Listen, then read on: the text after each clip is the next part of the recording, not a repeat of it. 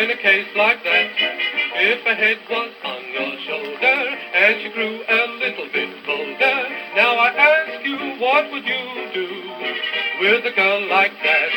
Do you think you could resist her? Do you think you wouldn't have kissed her? Would you treat her like a sister? Come on, be honest, mister. If you saw her turn the light out, would you get your hat and get right out? Now I ask you, what would you do? That's what I did do.